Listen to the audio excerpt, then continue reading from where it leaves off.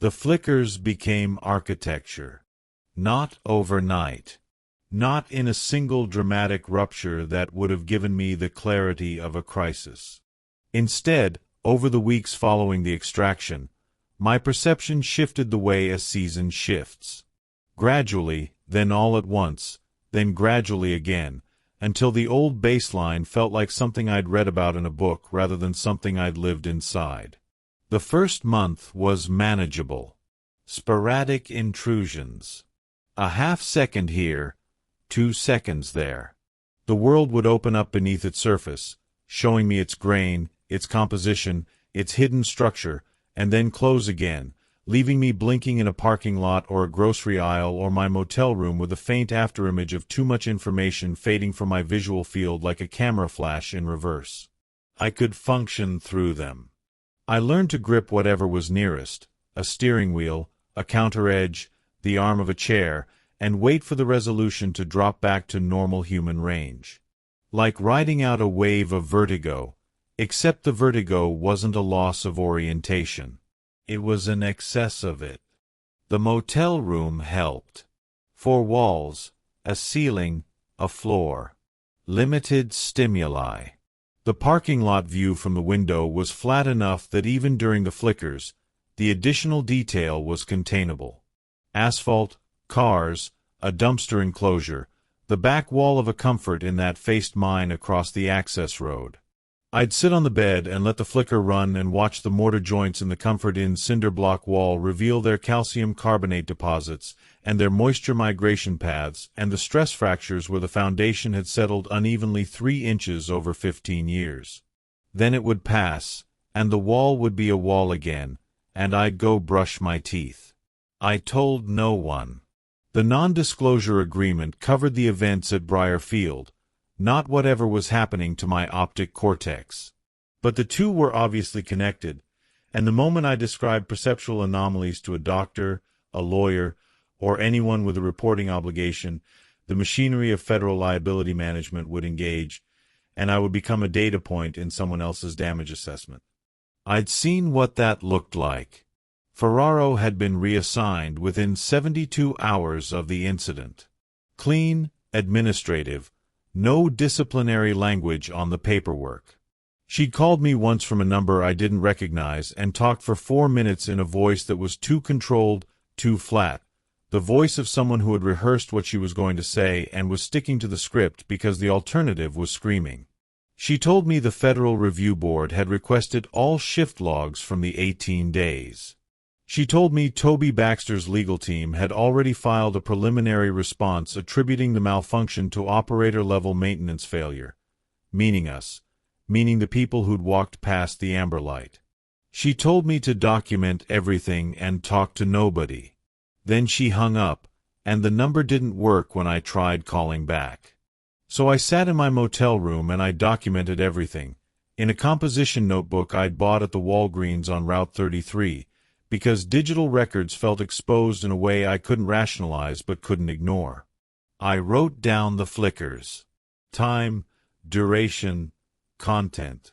What I saw, what I felt, how long it took to pass. I filled 40 pages in the first 2 weeks.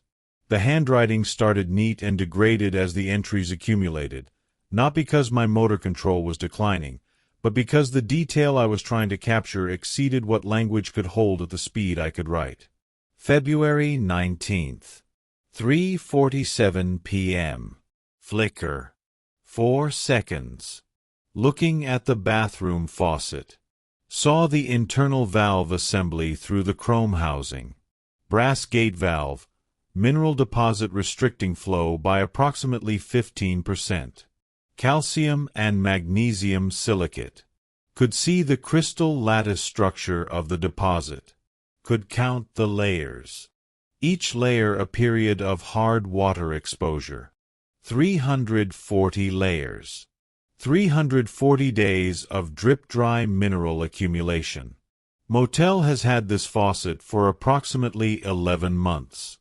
I checked with the front desk later. They'd renovated the bathrooms the previous March. 11 months. The accuracy was what unsettled me. Not the visions themselves, not the disorientation of seeing through surfaces into substrates. The fact that what I saw was correct. Verifiably, precisely, structurally correct. Whatever Darnell Watts had deposited in me during those 4 seconds of neural sync wasn't noise or hallucination or compression artifact. It was a way of seeing. A resolution upgrade applied to a brain that hadn't asked for one and wasn't built to run it. I started testing it.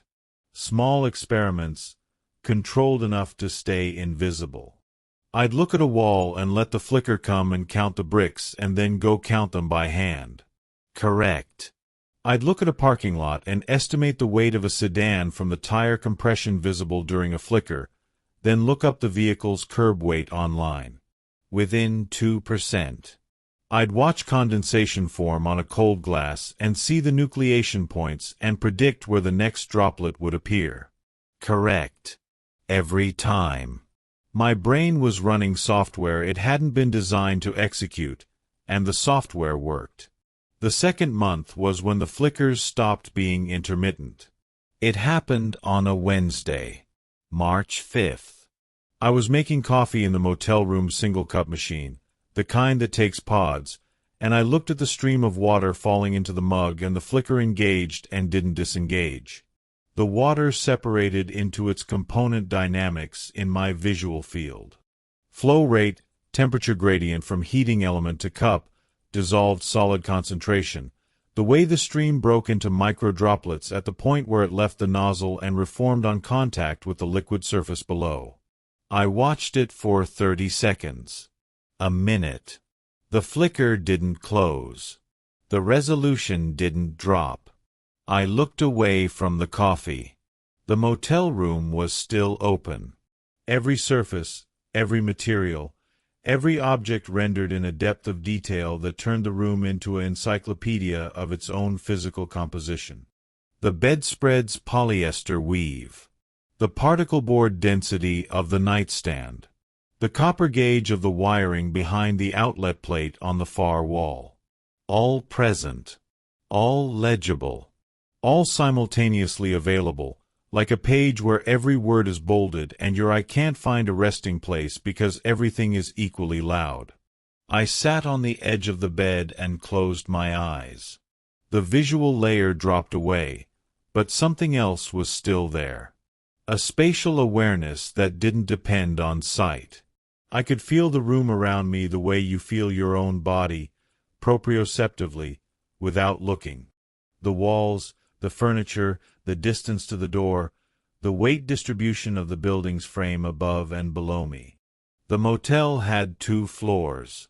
I was on the second. I could feel the ground floor beneath me. The concrete slab beneath that. The compressed gravel substrate beneath the slab. The soil horizon beneath the gravel, changing composition with depth, clay content increasing, moisture gradient rising toward the water table 11 feet down. I opened my eyes.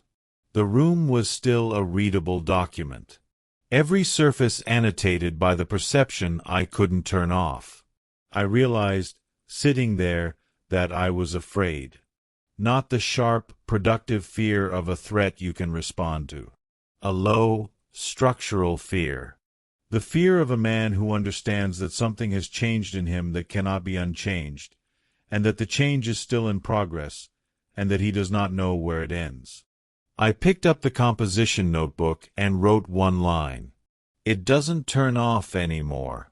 Then I drove to Columbus and parked across the street from Marcus's school and sat in the car and watched the building. The flicker, no. Not the flicker. The resolution. My new resolution. It showed me the school the way it had shown me the motel room. Structure, substrate, composition. But it also showed me something else.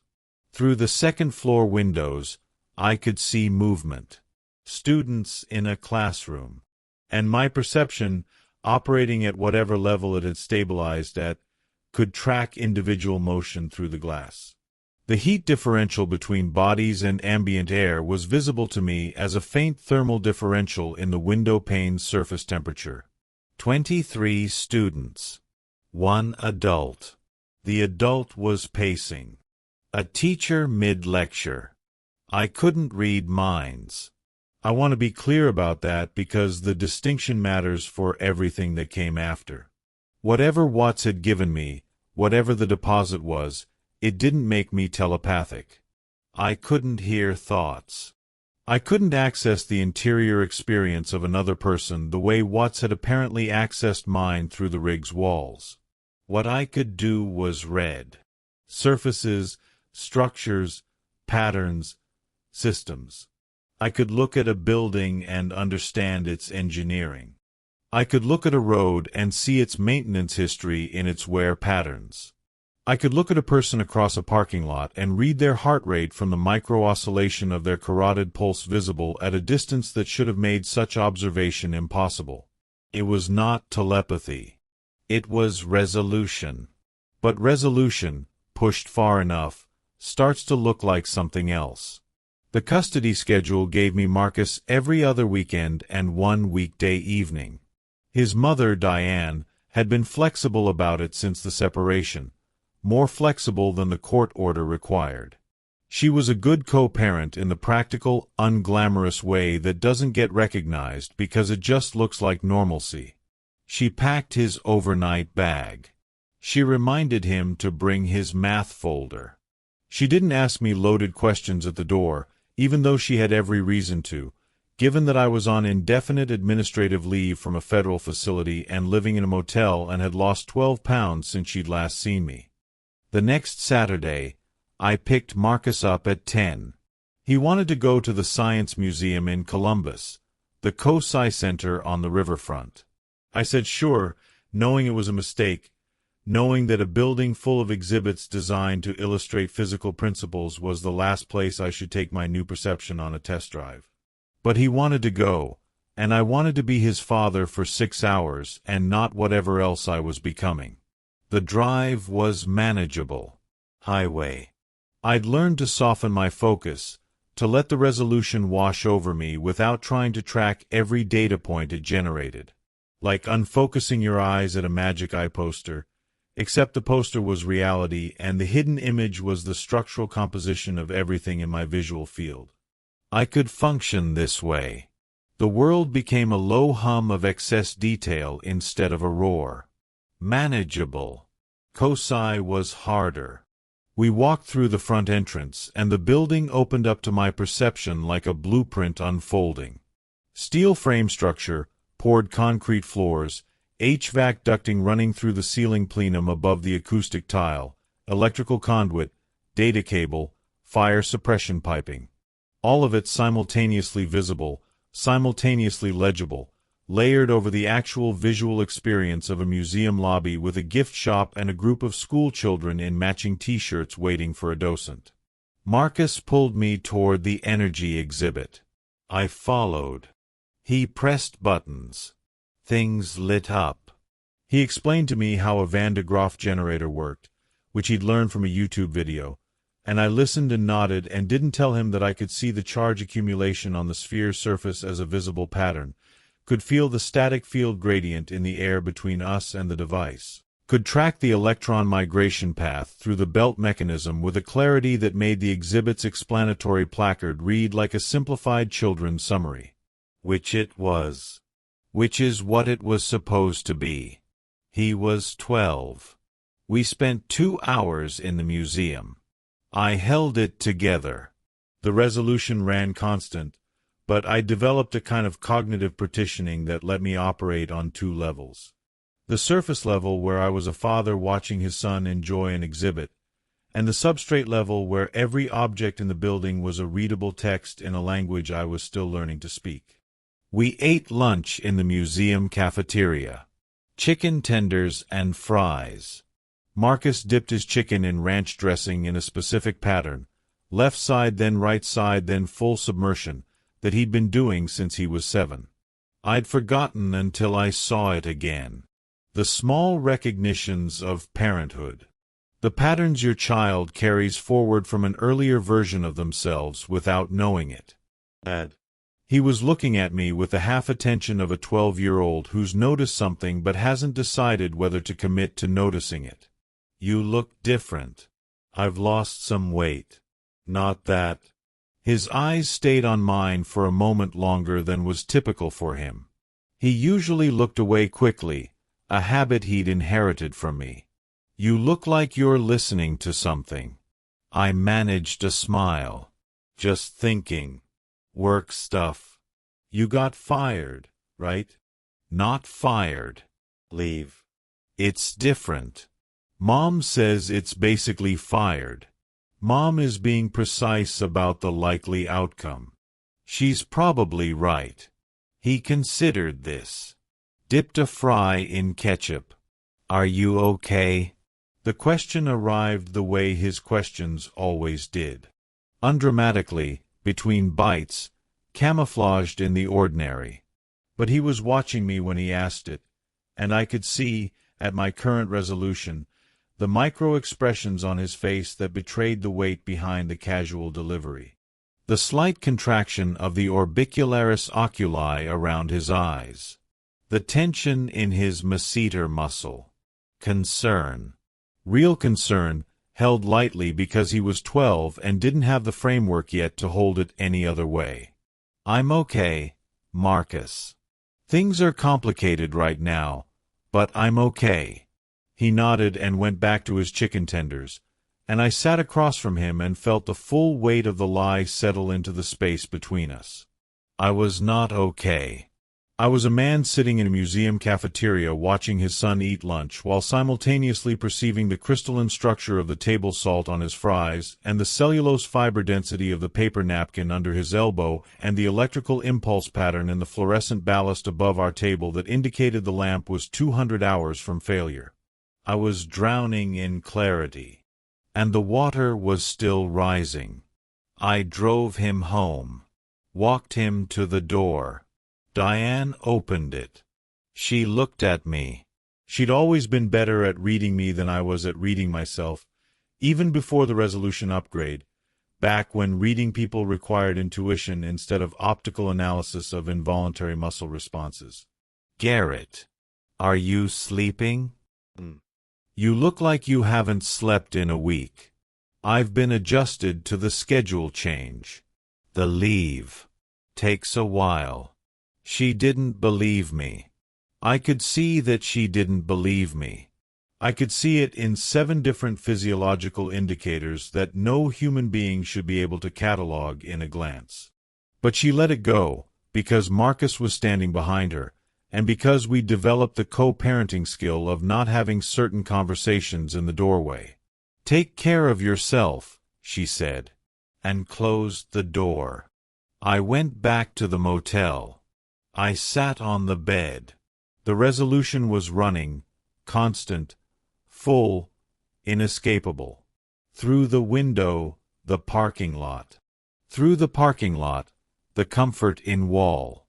Through the wall, if I focused, the rebar grid, the electrical conduit, the plumbing stack, the outline of a person moving in a room on the 2nd floor. Taking a shower. I could see the temperature change in the pipes. I pulled the curtains shut and lay on the bed in the dark and closed my eyes and felt the building around me and the ground beneath it and the water table below and the geological stratum below that, sedimentary, shale and limestone, laid down in the Devonian period when Ohio was the floor of a shallow tropical sea. I could feel it the way you feel a mattress under your back. Present, structural, known. And somewhere inside that feeling, inside the expanded proprioception that now extended through solid matter and geological time, the small dense weight behind my sternum pulsed. Not a heartbeat.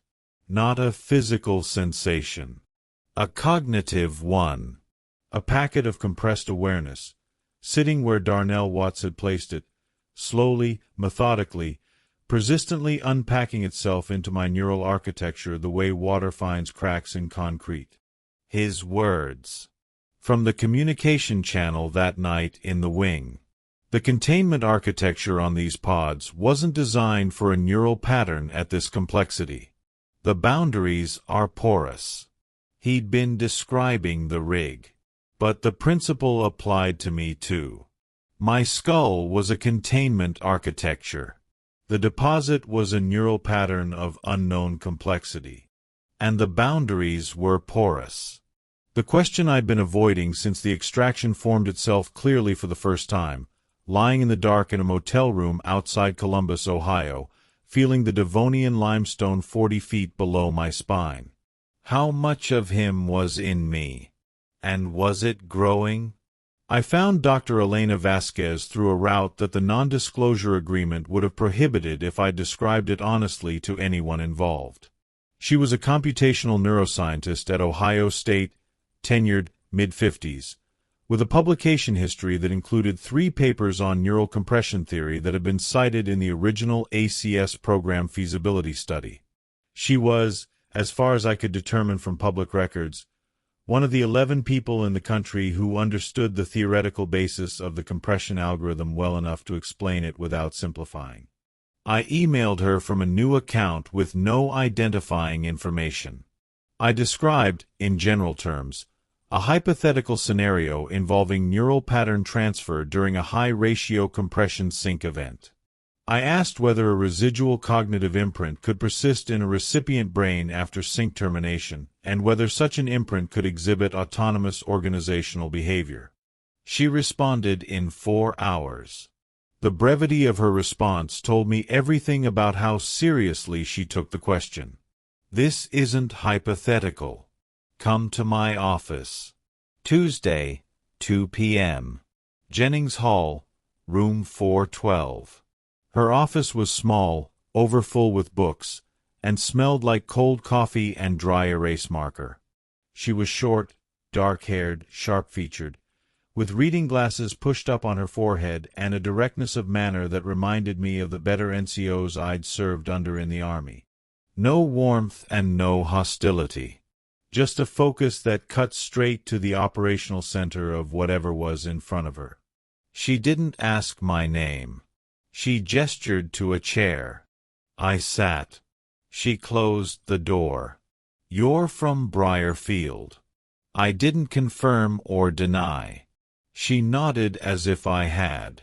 "The Federal Review Board contacted my department 3 weeks ago. Consulting request. They wanted theoretical modeling on what happens to a compression environment when the cycle governor fails and the ratio compounds. I built the model. The numbers came back wrong. I rebuilt it. Same numbers. I called a colleague at MIT who does nonlinear dynamics. She ran her own model independently. Same numbers. She leaned back in her chair and looked at me. The numbers say the inmate experienced approximately 3.2 million subjective years. The neural complexity reading on the rig's diagnostic was 4.7 on a scale where 1.0 was supposed to be impossible. And the operator who performed the extraction, she paused, who performed an unauthorized staged extraction using a sync headset rated for a maximum ratio of 50:1 on a session running at over 600:1, that operator was exposed to the inmate's neural pattern for between 3 and 5 seconds of real time. She took off her glasses and set them on a stack of papers. The review board asked me what happens to an operator's brain under those conditions. I told them I didn't know because nobody has ever been stupid enough or brave enough or desperate enough to try it. They asked me for a theoretical range of outcomes. I gave them 3. 1. No lasting effect. The sync duration was too short for meaningful transfer. 2. Transient perceptual disturbance. Residual pattern fragments that decay over days or weeks as the recipient brain's normal architecture reasserts itself. 3. She stopped. 3, I said. 3.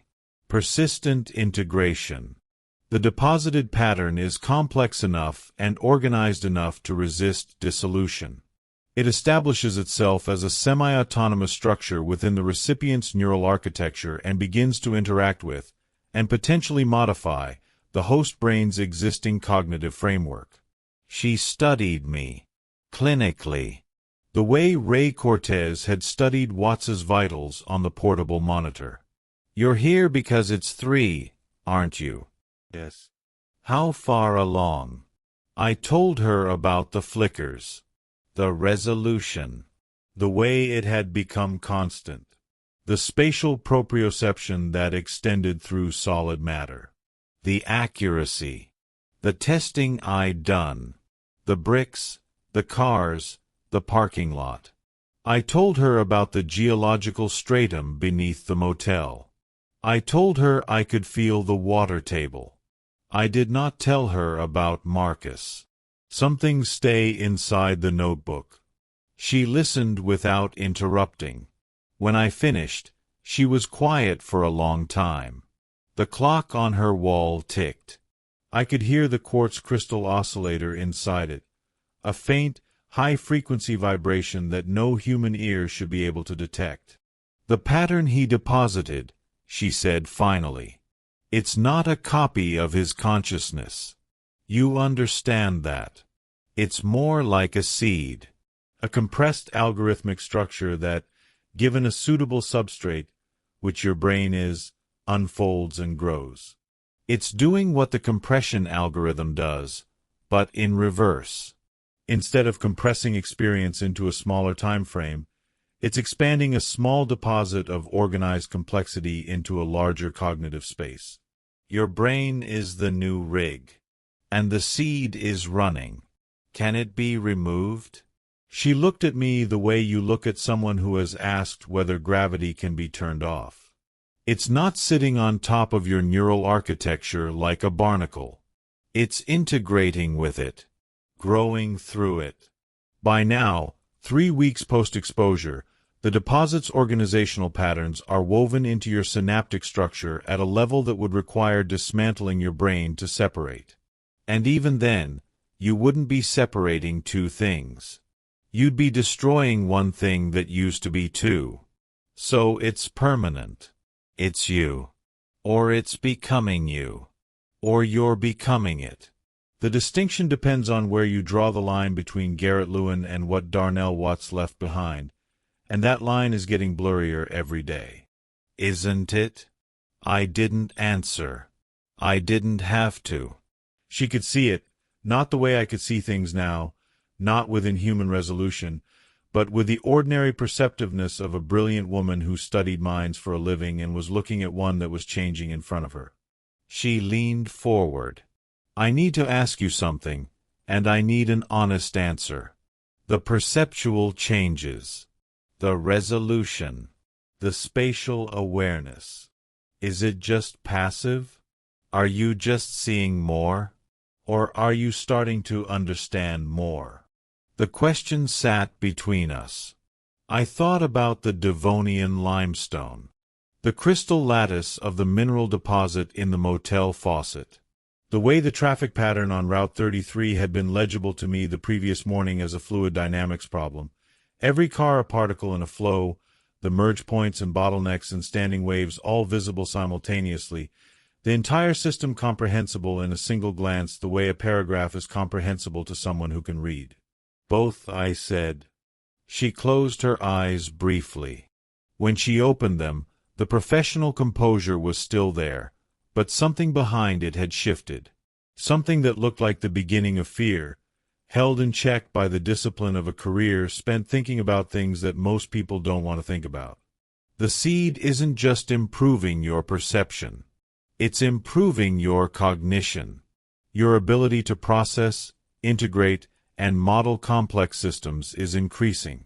And if the growth curve follows the same exponential pattern as the compression ratio drift in the rig, she trailed off. How long? I don't know. Months. Maybe less. The rig took 18 days to reach a ratio of 600 to 1. Your brain isn't a rig. The substrate is different. The growth dynamics are different. But the underlying process, a self-reinforcing expansion of cognitive complexity, that's the same. And the seed came from a mind that had 3 million years to optimize itself. It knows how to grow. That's what it was built to do. She stood up and walked to her window. The campus quad was visible below, students crossing between buildings, a normal Tuesday afternoon at a normal university in a normal city. You need monitoring. She said it to the window. Regular scans. Cognitive benchmarks. A longitudinal record of the changes. If this is what I think it is, if the seed continues to integrate and your cognitive capacity continues to expand, we are looking at the first documented case of artificially induced cognitive transcendence in a human subject. And the Federal Review Board needs to know. Because if it happened to you through 4 seconds of sync exposure, it can happen to others. And the next time, it might not be an accident. I looked at the back of her head, at the microvascular pattern visible through the skin of her neck, at the subtle asymmetry in her posture that indicated a mild lumbar disc herniation on the left side, at the tension in her trapezius muscles that told me she was more frightened than her voice admitted. "I'll think about it," I said. I didn't go back. Not because she was wrong. Because she was right. And right meant documentation, meant institutional involvement, meant becoming a subject rather than a person, meant MRI machines and cognitive batteries and a room full of people with clipboards deciding what I was turning into while I sat in a paper gown under fluorescent lights. I'd spent 4 years watching the system process human beings through machines. I wasn't ready to be processed. The spring came in slowly. Ohio spring, wet and gray, the kind that makes you earn every degree of warmth. I stayed in the motel. The composition notebook filled. Then a second one. Then a third. The handwriting in the third book was different from the first. Not in penmanship. In density. I was writing faster, capturing more per line, using abbreviations and notational systems that I hadn't consciously developed but that appeared on the page as naturally as breathing. I'd look back at an entry from the previous week and find it slow, imprecise, written by someone who was still learning the language I was now beginning to think in. The resolution continued to deepen. By mid-March, I could sit in my motel room with my eyes closed and construct a complete 3-dimensional model of the building and its surroundings from the sensory data available to me: vibration through the floor, air pressure differentials, thermal gradients, the faint electromagnetic signatures of the wiring and the appliances and the phones and the bodies of the other guests. The model was accurate. I checked it against the building's floor plan, which I obtained from the county assessor's website. Every wall, every door, every utility chase, exactly where my perception placed them. By April, I could extend the model to the adjacent buildings. The Comfort Inn, the gas station, the strip mall on the other side of Route 33. The resolution faded with distance, but the range was growing. By late April, I could hear the electrical grid. Not here. The word is wrong. There is no word for what I could do, because the sense it corresponds to doesn't exist in the standard human inventory. The closest approximation is that I could feel the 60 Hz alternating current in the power lines the way a fish feels water temperature, as a pervasive environmental condition, always present, carrying information about the load distribution and the demand patterns and the health of the infrastructure. I could feel a transformer straining 3 blocks away. I could feel the surge pattern when the commercial district on Route 33 powered up its HVAC systems on a warm morning. I could feel the grid the way Watts, inside his rig, had felt my brain through the walls. I was becoming what he had been. Slower. Smaller. A seed-scale version of a consciousness that had spent 3 million years learning to perceive and build. But the trajectory was the same. The curve was the same. And the curve, as Vasquez had noted, was exponential. I called Marcus every Sunday. The conversations were ordinary. school, friends, the video game he was playing, the book he was reading for English class, something about a boy and a dog and a post-apocalyptic highway that he described with the unself-conscious enthusiasm of someone who hasn't yet learned to be embarrassed by what moves him. I listened. I asked questions. I laughed when he was funny, which was often.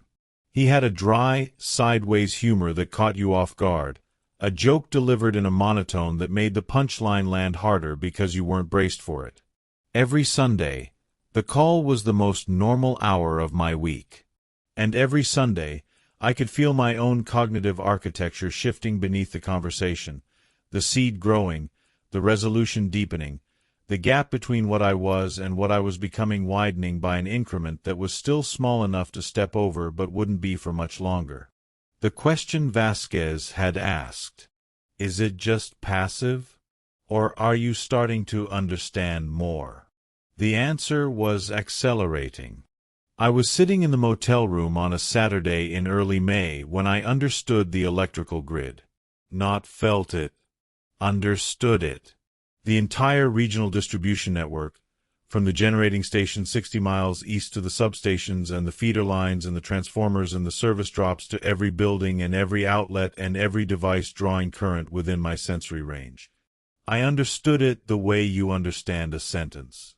Completely, instantly, all at once. The load balancing, the voltage regulation, the failure points, the age and condition of every component, the optimization pathways that would reduce transmission loss by 340%, the redesign that would make the entire system resilient to cascading failure. All of it present in my awareness like a thought I'd always had but never articulated. And I understood that this was trivial.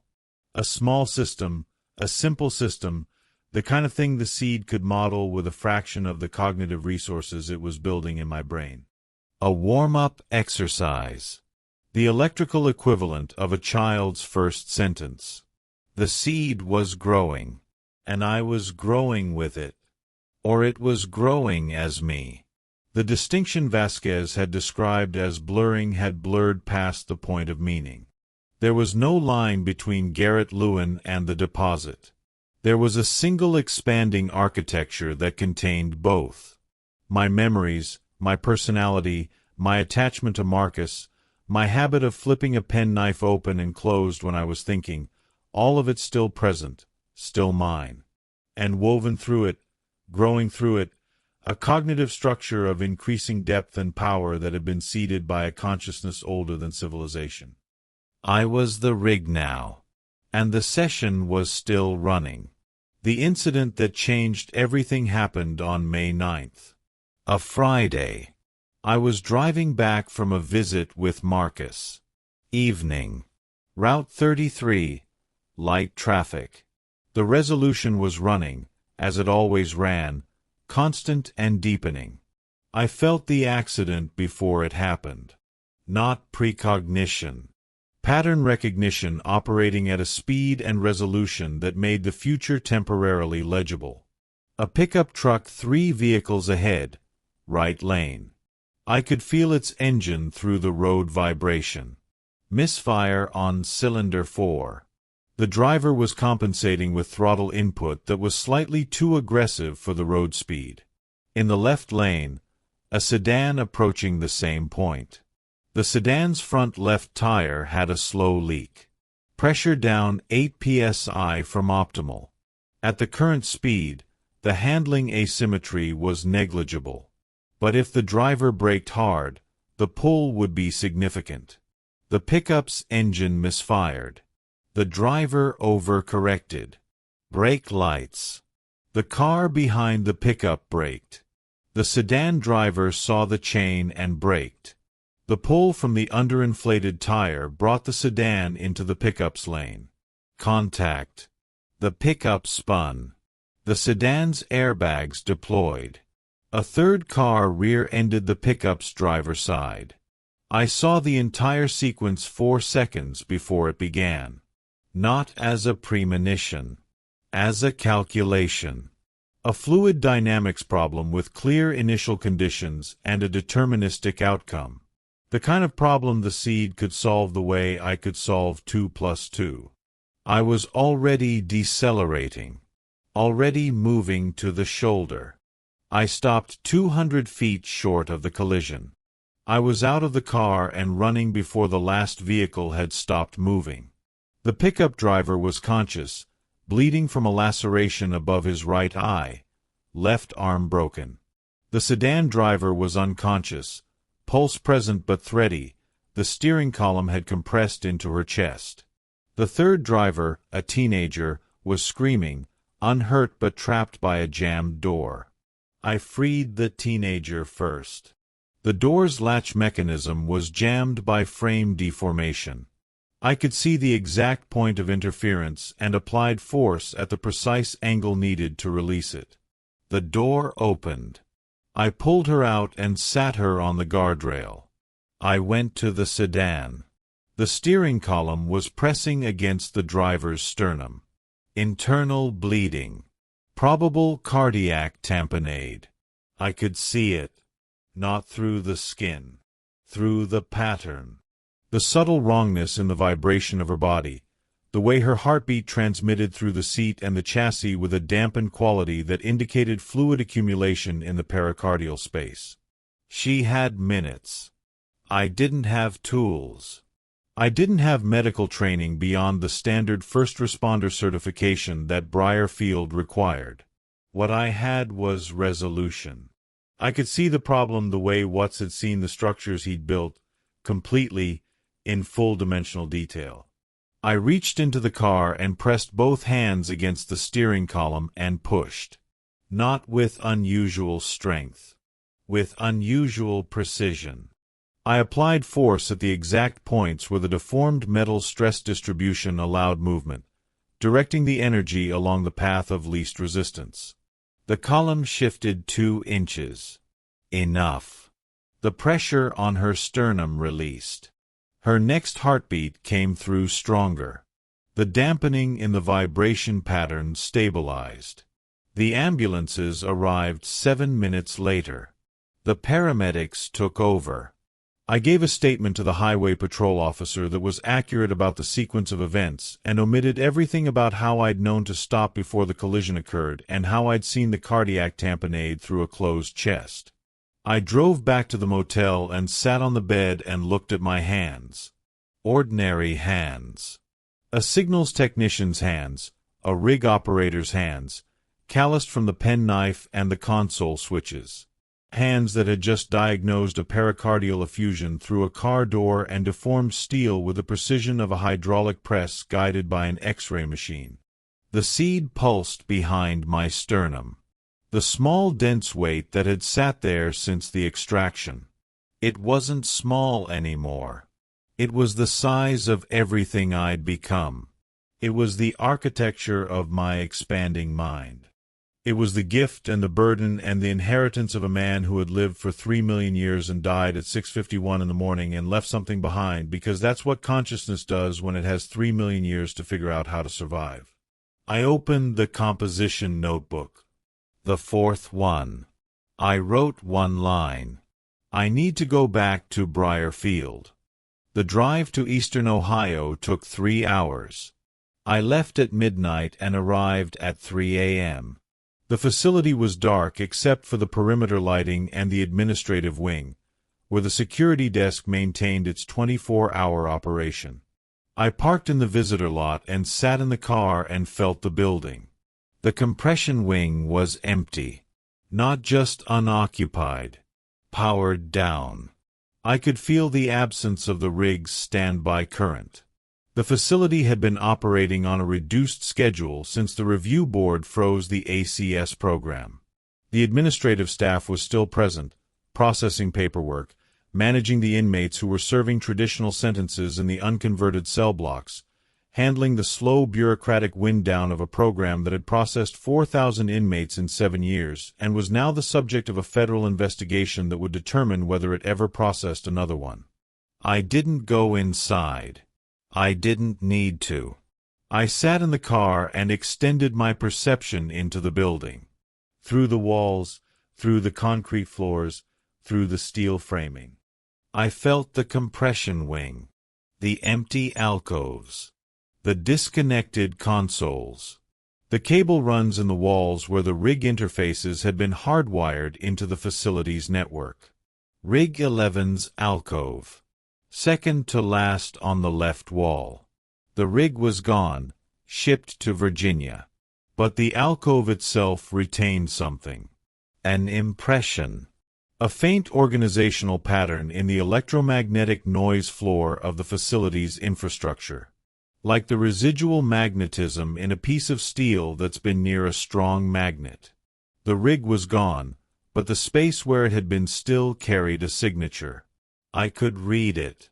3 million years of compressed consciousness had run through that alcove's hardware for 18 days. The neural interface array had pushed more data through the facility's local network and power bus than every other session in Briarfield's history combined. And the infrastructure remembered. Not the way a computer remembers, with stored data. The way a riverbed remembers a flood. Shaped by it. Altered by it. Carrying the pattern in its structure long after the water has gone. And the pattern was still active. Faintly, at a level that no instrument in the building would detect, but at a level that I, the seed carrier, the continuation, could feel with the same clarity Watts had felt my brain through the walls of his rig. The infrastructure of Briarfield Federal Cognitive Sentencing Facility was resonating with the residual pattern of a consciousness that had outgrown its container. He was still here. Not alive. Not conscious. But present, the way a melody is present in the shape of an instrument even when no one is playing it. Encoded in the physical substrate of the building itself. A pattern too complex to persist in full, degrading, fading, but not yet gone.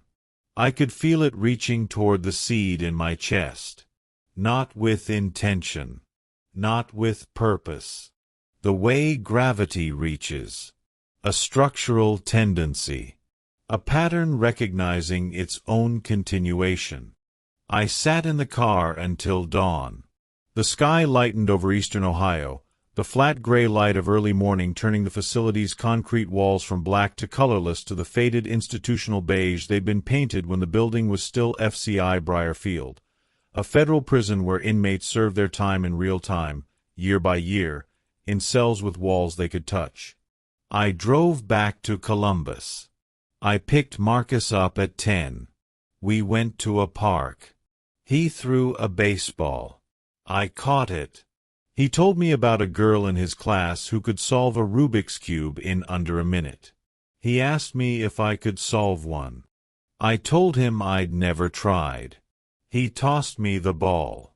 The sun came out from behind a cloud. For a few seconds, the light hit the grass and the trees and the outfield fence and Marcus's face as he wound up for another throw, and my perception, the resolution, the seed, all of it went quiet. Not gone. Quiet. The way a room goes quiet when something important is about to be said. I caught the ball. I threw it back. My son. His arm, extending. The ball, spinning, red stitches cutting the air. The green of the grass. The simple physics of a thrown object following its parabolic arc through an ordinary afternoon. 3 million years. That was what Darnell Watts had lived. 3 million years of solitude and construction and silence and building, building, building against the void. And in the last 4 seconds of his existence inside the rig, in the narrow window of the sink connection, he had chosen what to leave behind. Not the structures. Not the vast architecture. Not the mathematics of organized space that he'd spent geological ages developing. He'd left behind the ability to see. Not just surfaces and substrates and stress fractures and crystal lattices. To see clearly. To see the parking lot of a school and know it as the place where your son spends his days. To see a blue ceramic bowl with a chipped rim and know it as the place where mornings used to be shared. To see a man in a motel room losing himself by increments and give him, in the last gift of a dying mind, the resolution to understand what he was losing and why it mattered. The ball came back. I caught it. Marcus grinned. The longest sentence ever served didn't end when Darnell Watts stopped breathing. It didn't end when the seed took root behind my sternum. It won't end when the resolution finishes its expansion and I become whatever I'm becoming, something more than Garrett Lewin, something less than Darnell Watts, something new that carries both of them forward into whatever comes next. It ends when the last person who carries the pattern stops choosing to look. I haven't stopped yet. The ball. The grass. The sun. My son. I'm still looking.